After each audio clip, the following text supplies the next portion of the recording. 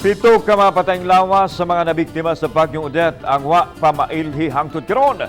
Pag-ila kanila pinagi sa DNA testing ang gitinguhan. Si Luan Merondina sa report. Atol sa tigom sa nagkalain-laing ahensya sa gobyerno, diin gituki ang Odette response, gibutyag sa taga-DILG nga moabot sa 283 ang nakalas atol sa Bagyong Odette. 28 niini ang padayon pang gipangita, lakip na ang 11 ka mga tripulante sa tugboat nga Strong Trinity. Samtang may 7 pa usab ka mga patayng lawas ang wa pa mailhi. Upat ni ini anaa sa Negros Oriental, samtang ang 3 ania sa Sugbo. Sa Negros Oriental, 2 ang napalgan sa Bai City nga pulos mga babay. Samtang sa lungsod sa Bindoy, adunay 1 ka lalaki ug 1 ka batang babay. Sa Cebu, 1 ang anaa ni ini sa Carcar City, 1 sa Toledo City ug 1 sa San Fernando.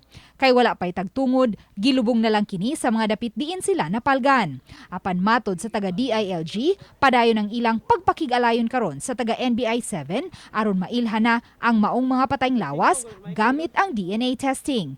Kiniusab ang gisugyot sa OCD7 Director aron makapaubos usab sa DNA test ang mga kabanay sa mga namising pahangtod karon. And that is why having a DNA test is encouraged. But we need to have the advice of the medical legal team. Sa pagkakutlo ning balita, wala pa makuha ang habig sa NBI 7 kung naabot na ba ang mga gikinahanglang ekipo alang sa DNA testing. Nagpaabot lang mi sa katong yang gamiton sir kay siya naman lay mo kuan kay kung ay padapas man nila samot yung kadugay ang result, so mas mayo siya na lay mo trabaho diri paabot lang sa katong gamit para sa pagkuha sa DNA. Uban ni Marlon Melgazo, Luan Merondina, Balitang Bisdak.